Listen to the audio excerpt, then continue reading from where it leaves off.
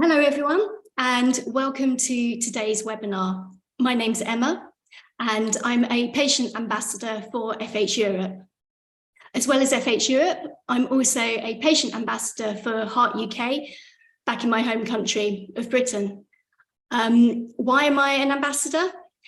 Well, I have both FH and LP(a) as well, so I try to do everything I can to support and help educate people on the dyslipidemias. So the topic of the webinar today is beat the odds of an early heart attack, how to communicate about LP(a) risks to your doctor effectively.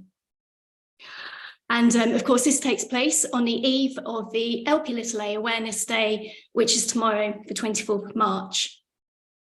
So I'm very pleased to be joined by my fellow patient ambassadors. We've got Janine from Switzerland, and we've got Marc from the Netherlands, and we will have Jean-Paul from Ireland as well. And I'm also honoured to have Professor Florian Kronenberg with us. He is head of the Institute of Genetic Epidemiology at the Medical University of Innsbruck. Together, we will help you understand more about LP(a) and how, from a patient's perspective, you can communicate effectively with your doctor, be it your family doctor, cardiologist, lipidologist, and how to self-advocate for a blood test to measure your levels of LP(a). For those of you joining us for the first time, FH Europe is a network of patient organisations across wider Europe. We have 31 organisations in the network. As an international community, we're committed to advocating for a range of inherited dyslipidemias, including FH, HoFH, elevated LP(a), and FCS. This session is aimed at raising awareness by increasing our health literacy amongst our patients community internationally, the healthcare professionals, the public, and also our ambassadors. In the last 12 months, we've run an additional 3 webinars focused purely on LP(a), and we'll be able to share these across the session, and they can also be found on the FH YouTube video as well. The titles are, what is elevated LP(a), elevated LP(a) explained by experts, and elevated LP(a), inherited CVD risk factor explained by the medical and professional patient experts. And in one of these, I also shared my personal story about living with FH and LP(a). We also have an amazing brochure, which you can download from the FH Europe website, explaining elevated LP(a), and that was put together with some of our patient ambassadors and also healthcare professionals. So we'd love to learn more about you as well. So please feel free to pop in the chat where you're from, what you hope to learn, etc. And while you do that, I'll just briefly share some housekeeping. This webinar is going to be recorded, or it's been recorded now, and it will be available tomorrow on YouTube, and it can also be translated into your local language as well. If you have any questions, please put them in the Q&A chat box. And we'd be really grateful if you can avoid asking specific questions about anyone's personal health and medication. So, Florian, I'd like to invite you to start with your presentation, where you'll explain to us exactly what LP(a) is, its role, and what an excess of LP(a) can cause. We wish to make sure that everyone listening knows their LP(a) numbers and how prevalent this genetic condition is. Over to you, Florian. Thank you, Emma, for introducing me. Can you see my presentation already? Okay, wonderful. So here is the particle which we are talking about today, and it's called LP(a). And some people say it's a further risk factor and an important lipoprotein contributing to cardiovascular disease. And some people say that it remembers to LDL. Yeah, that's right. It remembered somehow to LDL. We can see here this LDL particle, which some people also call the bad cholesterol. But attached to this is a further protein, which we call apolipoprotein a. And this apolipoprotein a is the main characteristicum of this Lp(a) particle.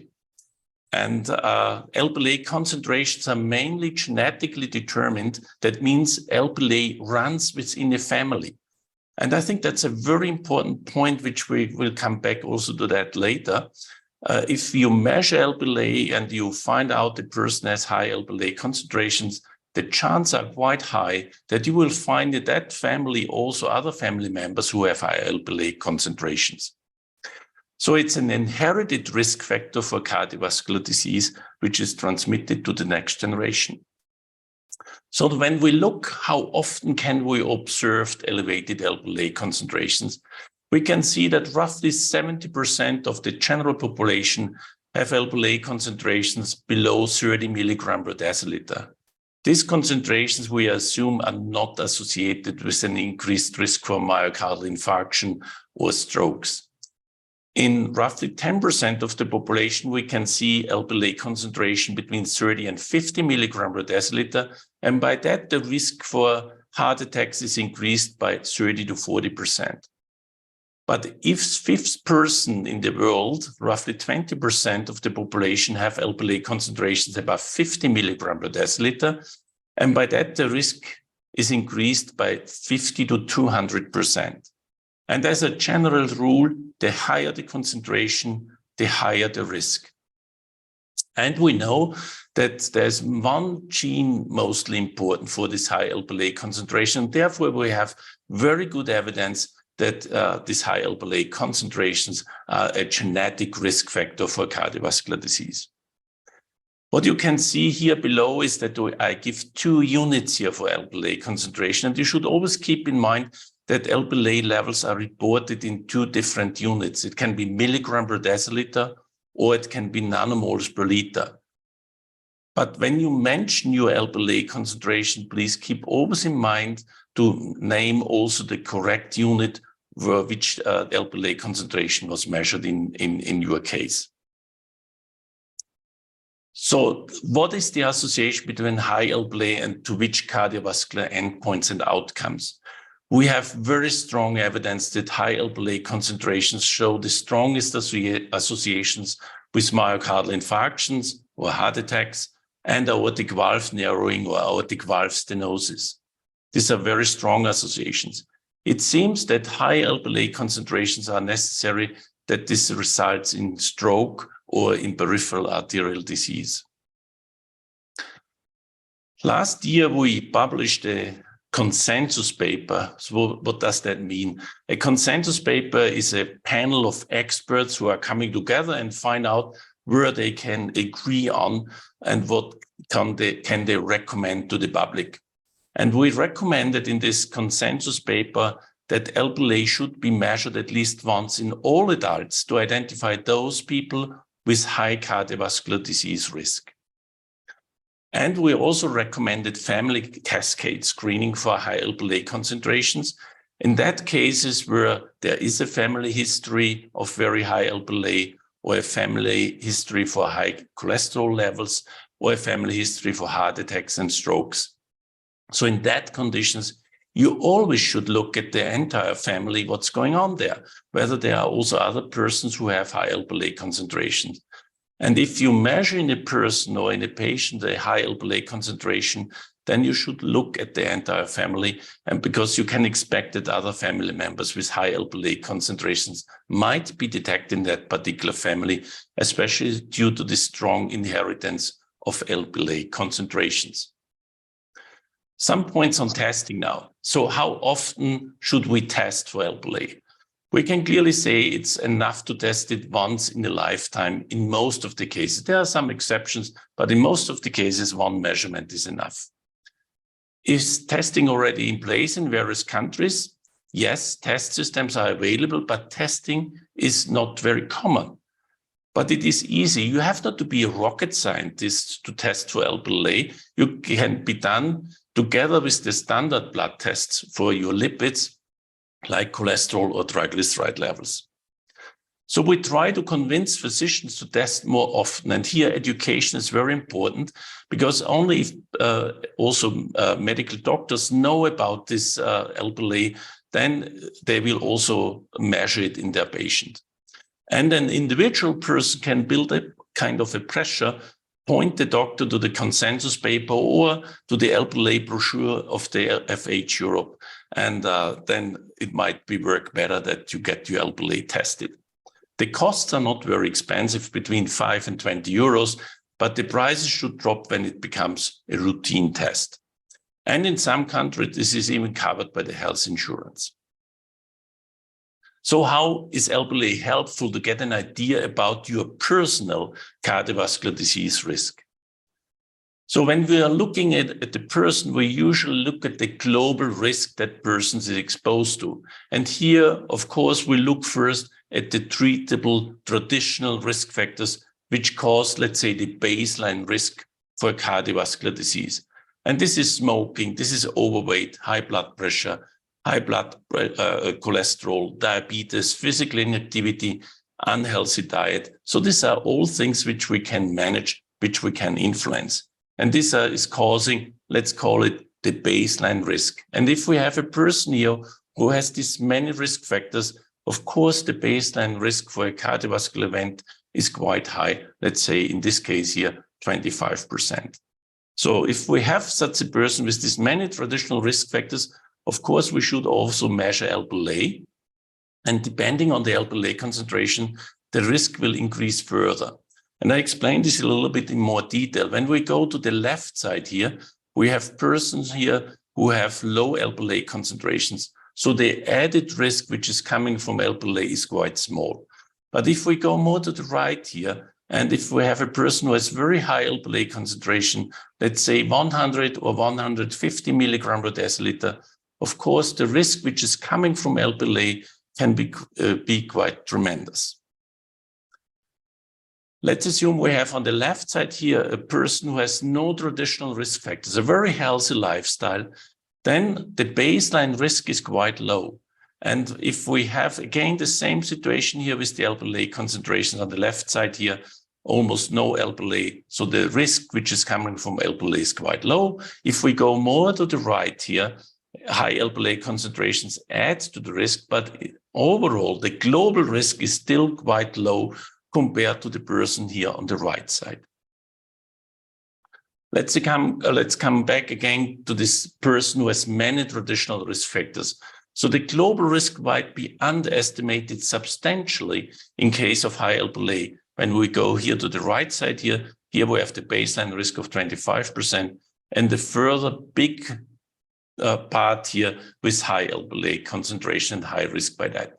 And especially important is it when the baseline risk is high due to the many traditional risk factors. So this high Lp(a) add up further risk to this patient. So in that case, we can say treating the traditional risk factors is here of utmost importance to bring down the entire risk. And the person with high Lp(a) will need more attention. That means maybe regular health checkups and similar. If we have the person here again with the no traditional risk factors, and we can clearly say if that person has also high Lp(a) concentrations, having this high Lp(a) concentration is no guarantee to get a heart attack or a stroke. The same is true with the person who has the many risk factors. There's also never a guarantee, but the risk is much higher to develop a heart attack or a stroke. And the person with no other risk factors might even withstand high Lp(a) concentrations. So having high Lp(a) is never a guarantee that you will get a heart attack or a stroke, but of course it increases the risk. So the lessons we learn from these two different situations here is never estimate the person's risk without measuring Lp(a). It is important to get a picture from the global risk of a certain person. And the other point is never ever look at Lp(a) concentrations without considering the other risk factors. You have always to see this together to come to this global risk a person is exposed to. So what happens if you have now been diagnosed with elevated Lp(a), and here's what the medical experts recommend to do. Here in the consensus paper, we recommended that early and optimal management of traditional risk factors is recommended for individuals with elevated Lp(a). That means treat your inner big dog or ignore the devil set on your shoulder. That means stop smoking, stop being a couch potato, avoid your unhealthy diet and lose weight, lower your blood cholesterol and your elevated blood pressure and treat your diabetes. These are very important messages. If you have high Lp(a), then you should now focus really to treat the risk factors which you can influence. The real goal is to prevent heart attacks and strokes. In some countries, also lipoprotein apheresis is a possibility. This is a method where you can purify your blood from Lp(a) and other lipids. And in some countries, this can be considered in patients with very high Lp(a) and progressive cardiovascular disease, meaning if a person had already 2 heart attacks or something like that, despite optimal management of the risk factors. So why is it important to act early? And I think that's the really important message, to act early and long before first symptoms of cardiovascular disease are present. If I start late with the treatment, for example, with lowering LDL cholesterol levels, then I have to lower them much more and more intensively when I start only with the age of 60 instead of starting with the age of 30. Of course, the blood vessel walls have then already been exposed to elevated cholesterol for 30 years longer, and more damage might have occurred. This holds also true for other risk factors like smoking, couch potato behavior, high blood cholesterol, high glucose levels. So starting prevention early is here really the key. But on the other hand, we have also therapies in clinical testing, which are specifically lowering Lp(a) concentrations. And these are mentioned here. And all of them lower Lp(a) by 80 to 90%. So the first clinical tests will be finished in about 3 years. Then we know whether these medications not only lower Lp(a), but this is already shown that they can lower Lp(a), but the most important thing is that it is also will be shown that they lower cardiovascular disease events. So we have to wait till the studies are finished on that. So now I have 2 take-home messages. Here, the first one is for the individual person here. So why should I ask my doctor to test my Lp(a)? So I now know that high Lp(a) causes cardiovascular disease. It is a very frequent and common risk factors, and of course, it's missed when I do not measure it. It will help me and my doctor to estimate my overall cardiovascular disease risk, and I can act. And it motivates me to take control over my other risk factors. And I think that's very important. And I have also an important message for you. You are not alone. Every 5th person out there has high Lp(a) concentrations. And there are organizations like FH Europe who take care about you and will also counsel you. And we have a lot of people here in the audience who are coming from the field of medicine, who are treating patients. And here I have a couple of take-home messages for medical doctors. Why should I measure Lp(a) in patients? And how can I support them to manage their risk? First of all, Lp(a) is a causal cardiovascular risk factor. It's a frequent risk factor. I hope I could convince you about that. It will help me with the patient's cardiovascular risk estimation, and I can support my patient by managing other risk factors. That means lowering LDL cholesterol and blood pressure, improve diabetes control, recommend and support quit smoking. I think that's a very, very important message. Advise to consult a dietitian and to join a physical activity group, and propose to connect with the patient support community, and advise to test other blood relatives. Because if Lp(a) is high in your person, then you should get also tests for your other family members. And I hope I could convince you that you should be eager to learn more about Lp(a). Thank you very much, and I'm looking forward to the rest of this webinar. Brilliant. Thank you so much, Florian. That was really informative and very clear. I learnt a new phrase today, inner pig dog, which I'm quite excited about. It made me giggle, and it's a great way of explaining it. And also, it's interesting how much the risk factors can influence. So yeah, your risk factors can influence your CVD with Lp(a) as well. So the consensus is the healthier you are with your lifestyle, the lower the overall risk, even if you have high Lp(a).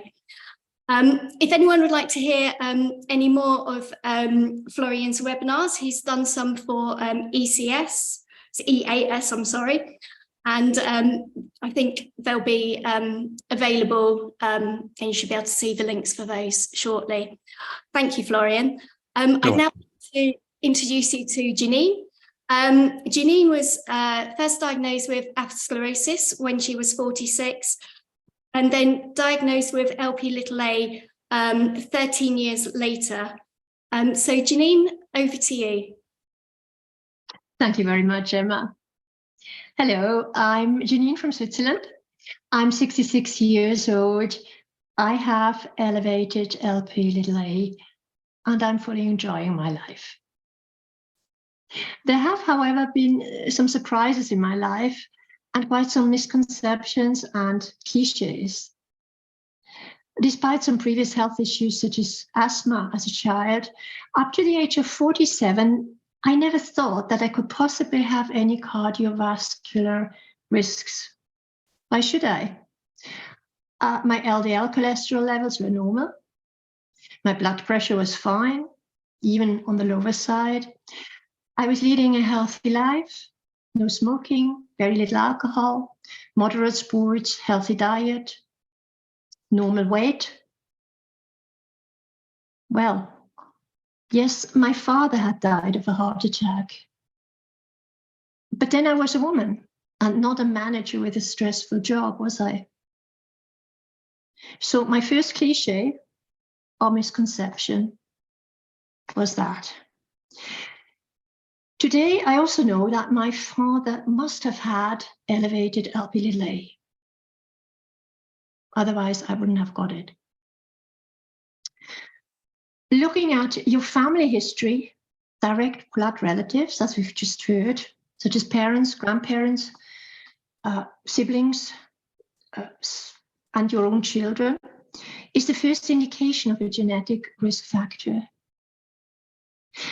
But for me, there also was another warning sign. At the age of 47, by chance, I was diagnosed with atherosclerosis. However, I didn't really understand the implications. Luckily, my doctors did. And they gave me the appropriate therapy.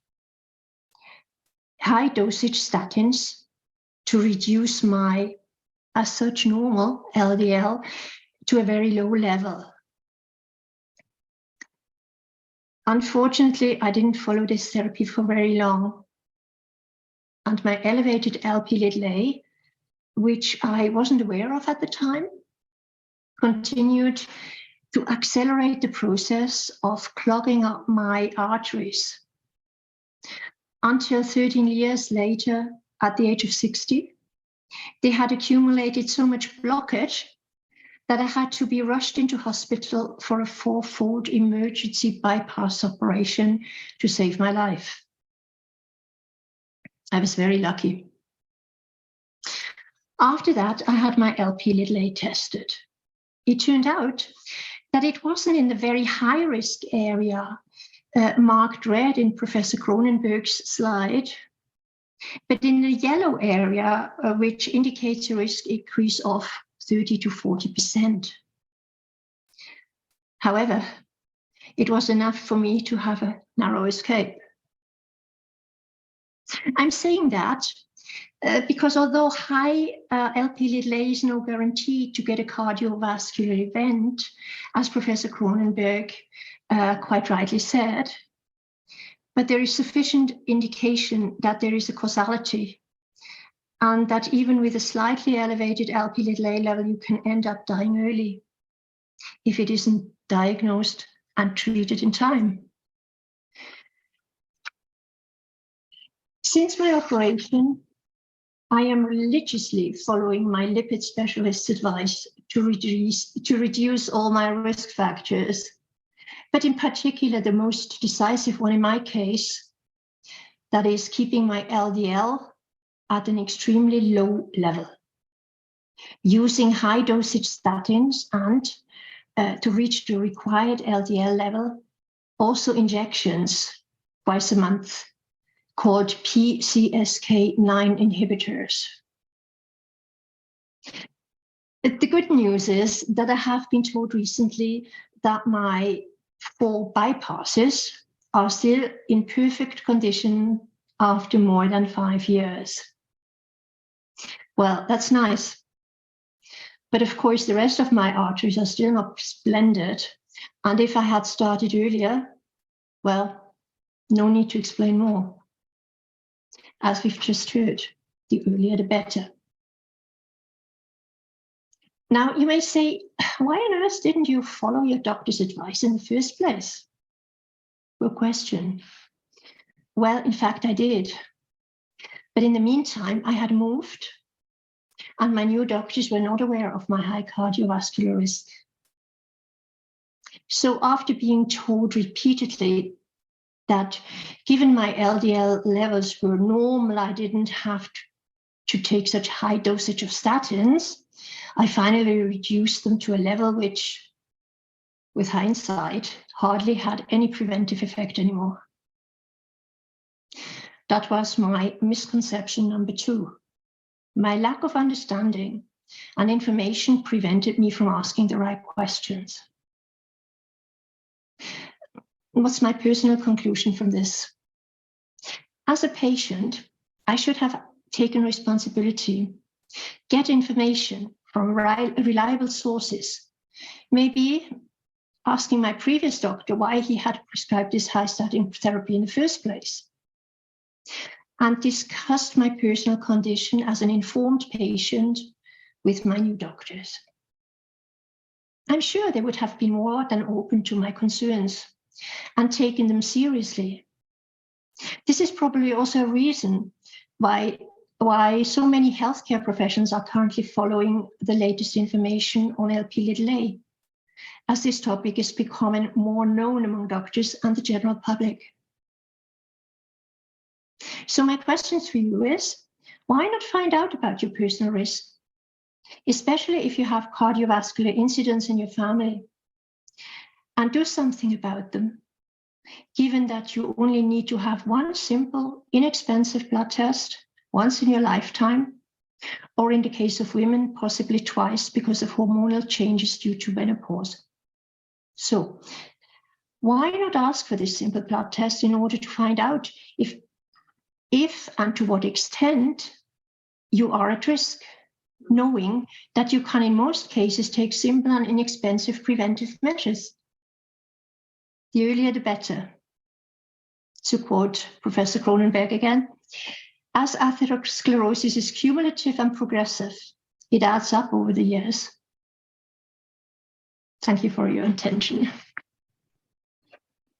Wow, thank you so much, Janine, for sharing your story. It was very moving, and I'm sure the audience here today have been able to have a lot of takeaways from that, and I'm sure you have encouraged potential new patients and existing patients to continue that relationship with their doctor, with their cardiologist, and push for relevant tests so they don't end up in a similar situation to yourself. But I'm very, very glad to hear that everything is okay with you at the moment. Thank you very much, Emma. Marc, over to you next. I'd like to invite you to share your story. As an ambassador, you're a new ambassador for us as well. So really, really happy to have you on board, and really keen to hear your story and and your advocacy for testing for elevated Lp(a) as well. So over to you. Thank you so much, Emma. And indeed, so hi everybody. I'm Marc. I'm from Holland, the Netherlands. I recently joined FH as an ambassador, indeed. I'm very happy to be here.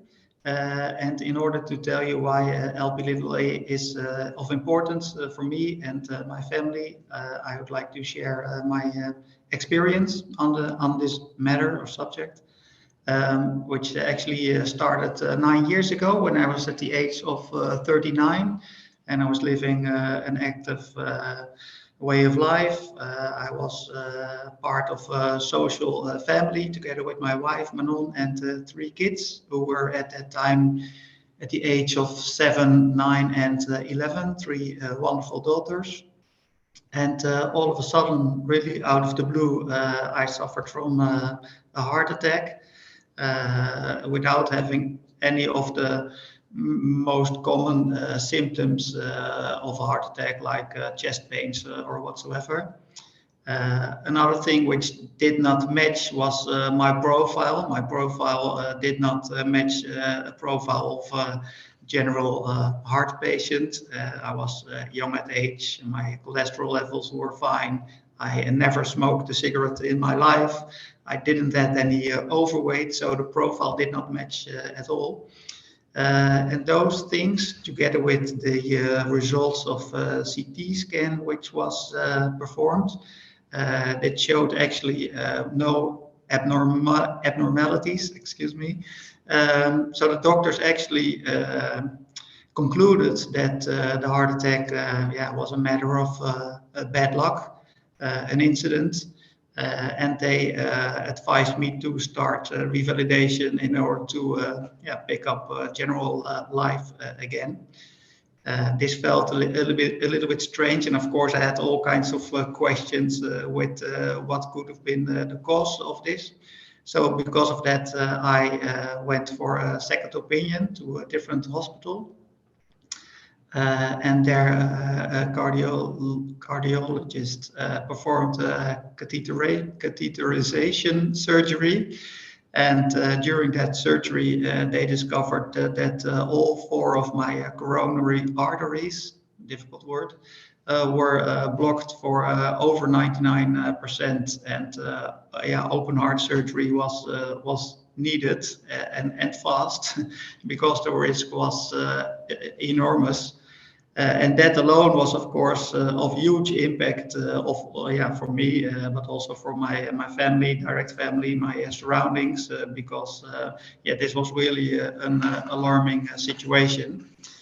So luckily, quite soon after, the operation could be performed, and I received 7 bypasses.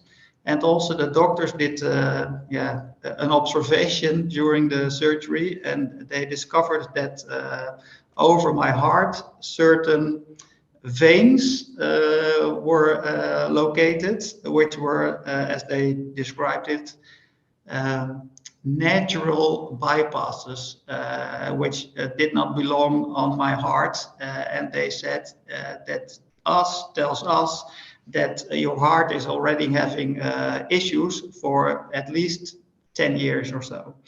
And that was yet another shock, because I thought within those years that I seemed to have heart issues already.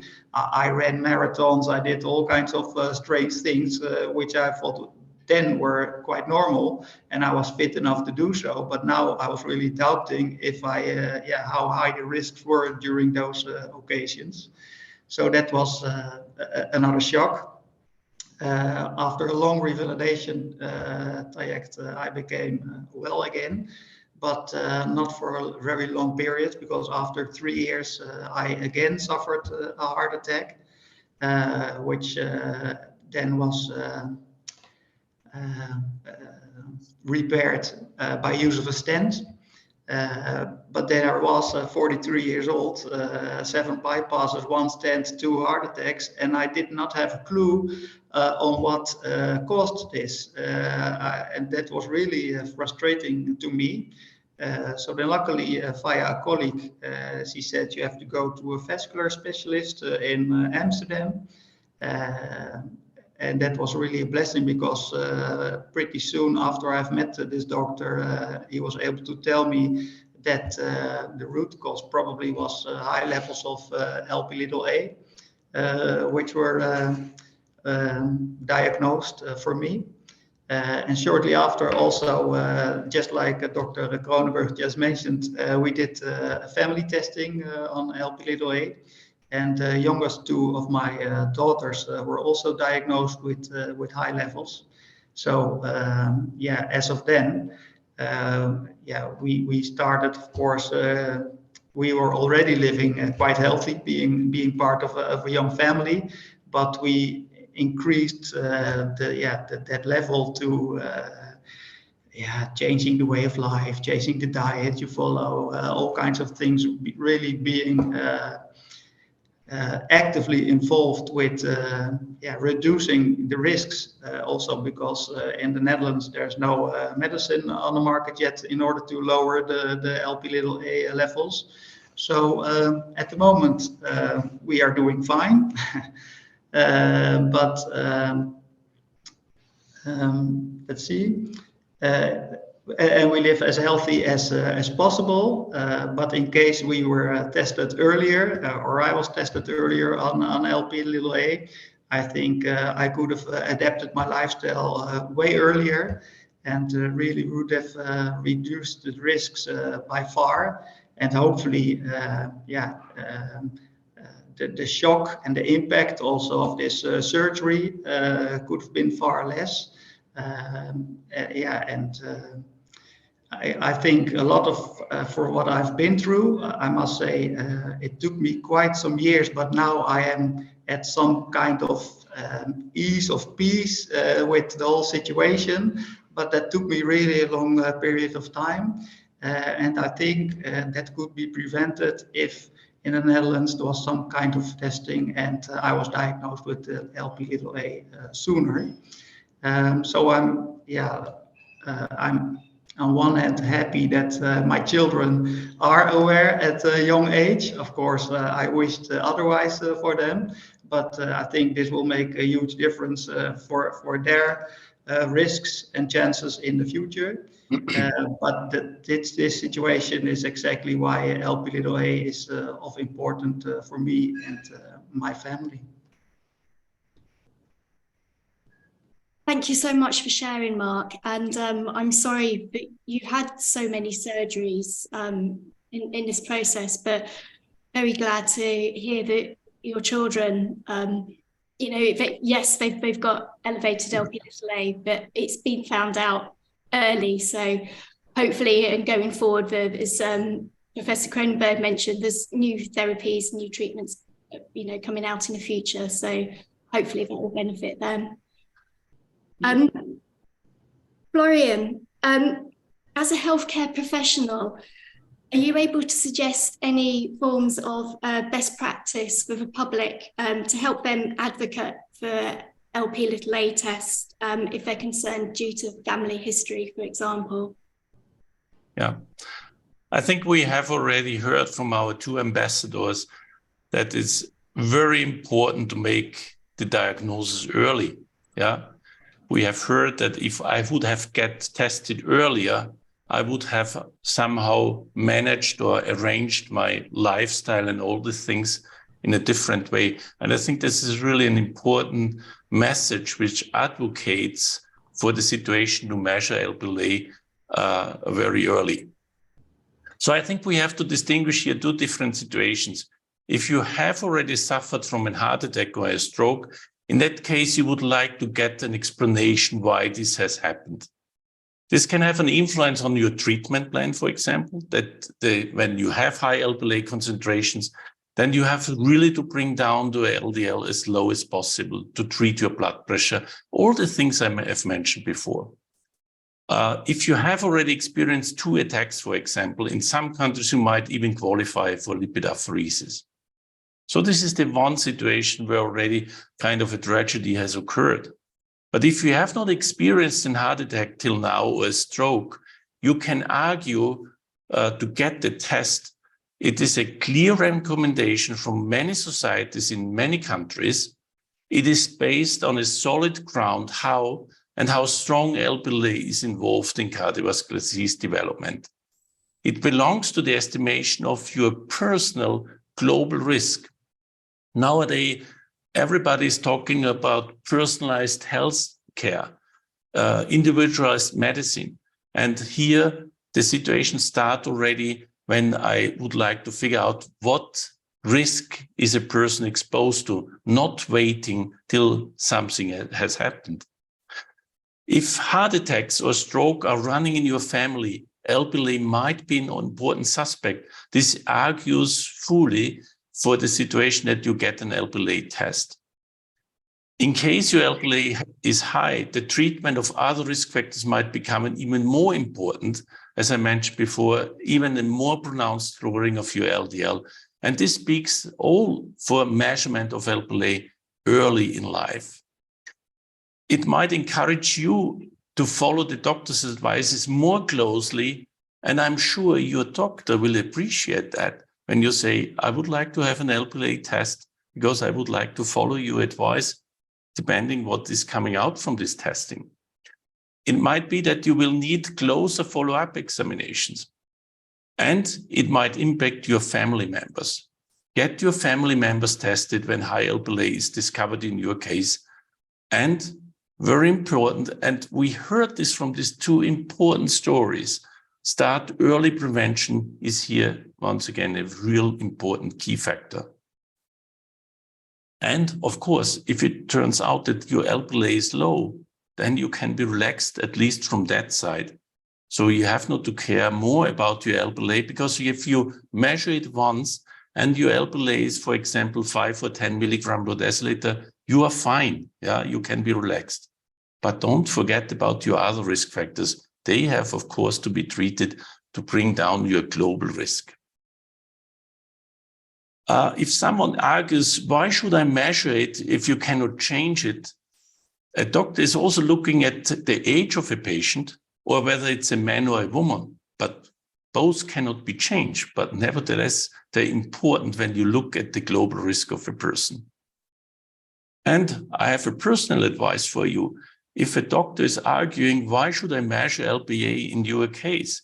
Then you can also say, I got this as a gift from my husband or whomever for my birthday, and therefore I would like to get the Lp(a) measured. And I think that's a good gift.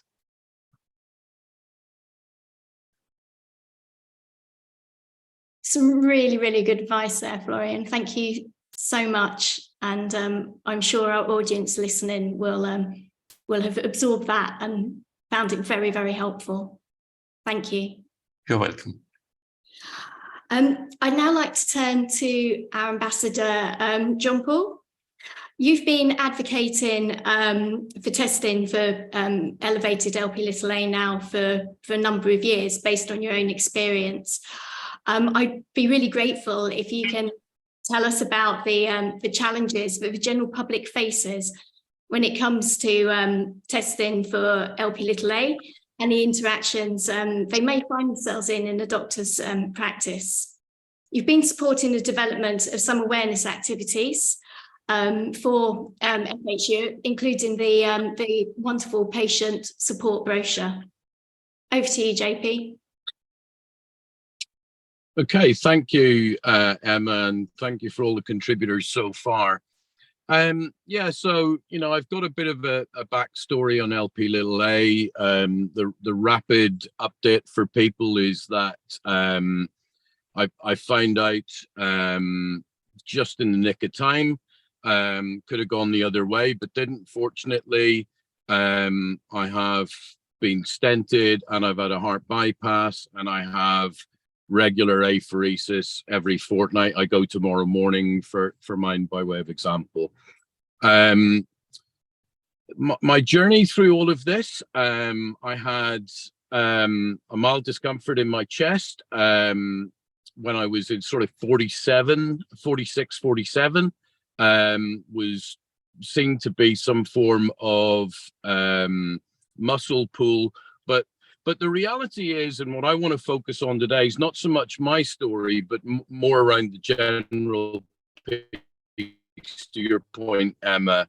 And I think, you know, the first thing we have to realize, you know, there's been quite a lot of headway has been made in the last 2 years, I would say in particular, maybe 3, but there's still quite a low knowledge base on LP(a). And in fact, within general healthcare practitioners, in some instances, they're not even aware of it at all.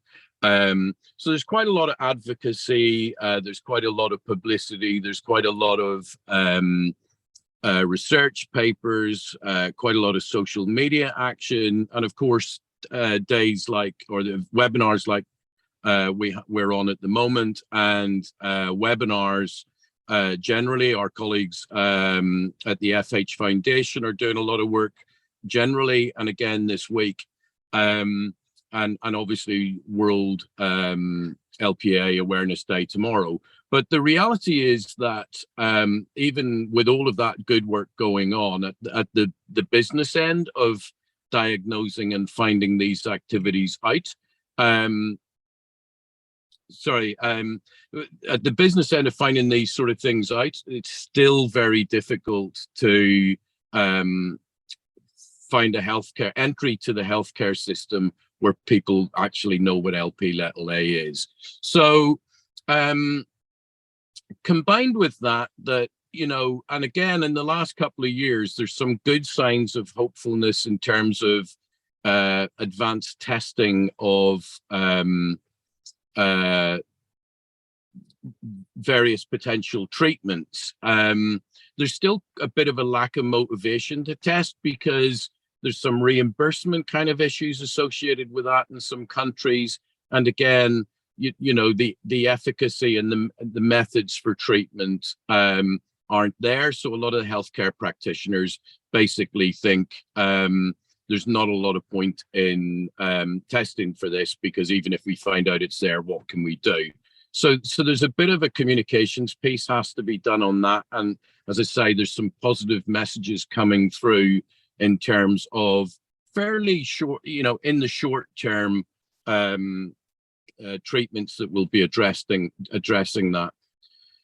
Another barrier to effective testing is that because it's a genetic condition, not everybody feels comfortable about being tested for genetic conditions, and you know, maybe have concerns that it's going to impact on their insurance, or you know, it will impact on, you know, some other things that you know, if that data gets out, it could be used in a bad way.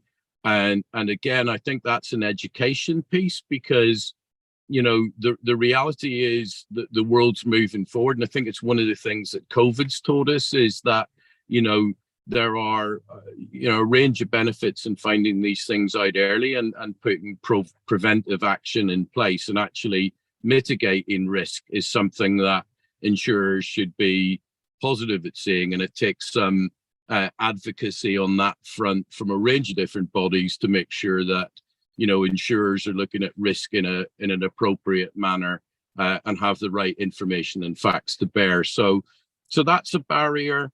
We also have some issues that there isn't universal standard for testing for LPA right now.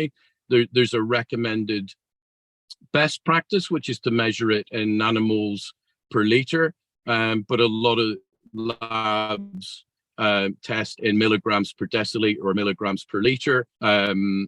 It's better to be tested with one or other than not tested at all. So, but I think there's some standardization work that's going on, and there is some recommended best practice for the future. I think you know, in terms of really demonstrably effective treatment for LP(a), because it's so new in terms of the population that's gone through treatment, even with apheresis, you know, there just isn't enough of a data set to be able to look at a categorically approved treatment. all the indications are there that actually reduce cardiovascular events. That's going to take a little bit of water under the bridge to get to there. So I think on balance, what I'm trying to do really quickly is say there's a lot of barriers that we still have to deal with. There's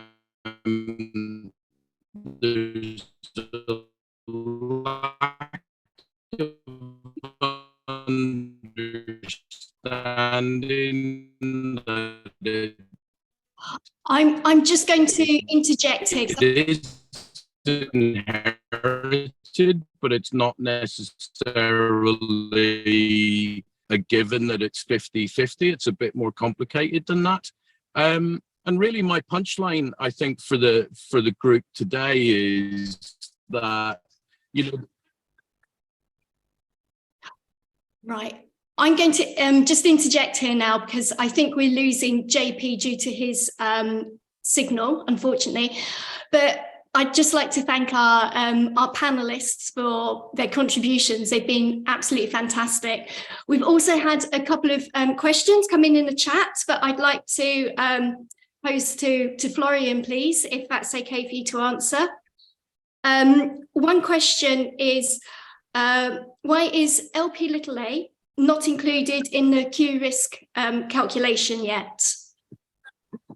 Yeah, I think this is changing now, because for the consensus paper from the European Atherosclerosis Society, we have also prepared a risk calculator, which is a very convenient one, I would say, because there you could put in all your risk factors, and then you put in, then it calculates your risk without considering Lp(a), and then you put in your Lp(a) measurement, and then you get the changed risk calculations considering Lp(a).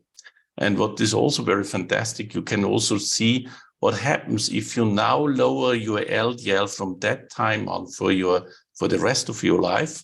Then you see how this influences your global risk.